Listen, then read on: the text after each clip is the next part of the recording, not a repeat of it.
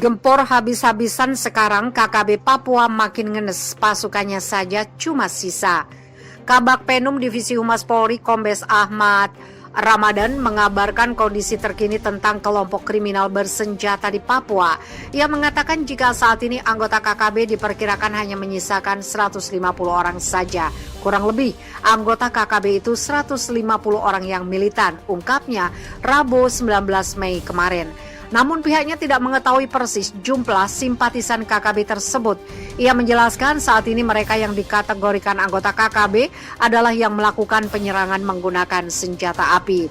Kami masih terus melakukan pengejaran terhadap para pelakunya, katanya. Lanjutnya, ia mengatakan pihaknya juga memastikan akan melakukan penindakan hukum terhadap semua anggota KKB yang sudah dicap perusuh ini. Pasalnya, selain menyerang personel TNI atau Polri, KKB juga kerap menyerang warga sipil. Diketahui 8 anggota KKB Papua tewas dalam beberapa waktu terakhir setelah terlibat kontak senjata dengan pasukan gabungan TNI Polri. Sementara itu, beberapa personel TNI Polri juga gugur. Misalnya, 27 April kontak senjata di Ilaga di mana satu prajurit Brimob gugur, 2 lainnya luka-luka. Tetapi ada 5 perusuh tewas, ungkap Menko Polhukam Mahfud MD.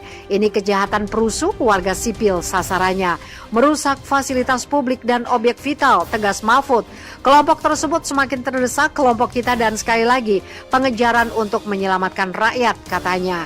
Sebelumnya Mahfud MD menegaskan aparat keamanan akan terus mengejar kelompok kriminal bersenjata yang melakukan teror di Papua. Aparat keamanan akan terus mengejar dan melumpuhkan para pelaku teror untuk melindungi masyarakat agar merasa aman dari tindakan teror yang dilakukan oleh kelompok kecil tersebut, katanya dalam jumpa pers secara daring Rabu 19 Mei.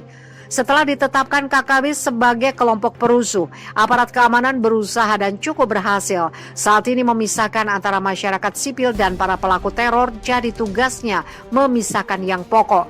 Jadi sudah ada peningkatan keberhasilan, jelasnya.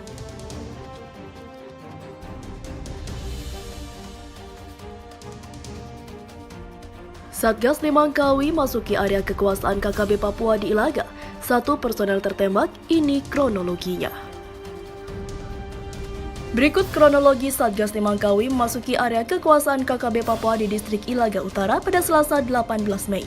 Saat itu baku tembak dengan kelompok kriminal bersenjata Papua tak terhindarkan. Hal ini membuat 1 personel Satgas Nemangkawi terluka kena tembakan. Kapolda Papua Irjen Matius De Fahiri menyebutkan kontak tembak terjadi di Kampung Maki, Distrik Utara atau Distrik Ilaga Utara, Kabupaten Puncak Papua pada pukul 06.20 waktu Indonesia Timur. Saat itu Satgas Nemangkawi hendak memasuki lokasi yang dikuasai KKB Papua. Dari laporan yang diterima, 1 anggota bernama Praka Raffles mengalami luka tembak di bagian kaki, tepatnya di bagian lutut. Kondisi korban dalam keadaan sadar, kata Fahiri dilansir dari Tribun Papua.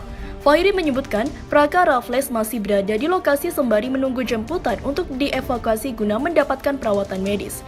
Hingga kini, kaki Fahiri, anggota Satgas Nemangkawi masih berada di lokasi sembari melakukan langkah-langkah upaya menindakan terhadap KKB Papua. Mereka, KKB Papua, sudah terdesak dengan posisi sekarang ini. Kami juga tidak serta-merta langsung bertindak melainkan mengatur strategi, tambahnya. Sementara itu, sosok asli Lekagak Telenggen, pimpinan KKB Papua akhirnya terungkap. Pantas saja warga di distrik Ilaga merasa terganggu dan minta agar Lekagak Telenggen dan kelompok kriminal bersenjata yang dipimpinnya diusir. Hal ini diungkapkan oleh Kapolda Papua Irjen Matius De Fahiri pada Senin 17 Mei. Menurut Fahiri, kelompok Lekagak Telenggen tidak berasal dari distrik Ilaga. Mereka merupakan pendatang. Kelompok Lekagak ini bukan tuan rumah di Ilaga, mereka pendatang yang datang mengganggu di tempatnya orang, sehingga TNI Polri mengambil langkah-langkah cepat untuk melakukan penegakan hukum di Kabupaten Puncak secara masif, ujar Fahiri. Seperti dilansir dari Kompas.com dalam artikel yang sudah diterbitkan. Fahiri juga mengklaim masyarakat di distrik Ilaga, Ilaga Utara, dan Gome menginginkan aparat mengusir KKB Papua Lekagak Telenggen. Sejak KKB Papua berada di wilayah itu, aktivitas masyarakat sangat terganggu.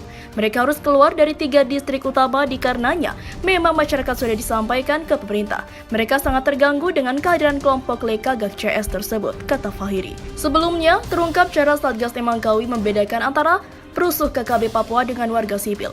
Hal ini diungkap oleh Kapolda Papua Irjen Matius De Fahiri. Menurut Irjen, Satgas Temangkawi berupaya melakukan penyekutan atau penyekatan antara memisahkan warga sipil dan kelompok kriminal bersenjata. Hal ini dilakukan agar Satgas Temangkawi bisa lebih leluasa menindak KKB dan tak salah sasaran.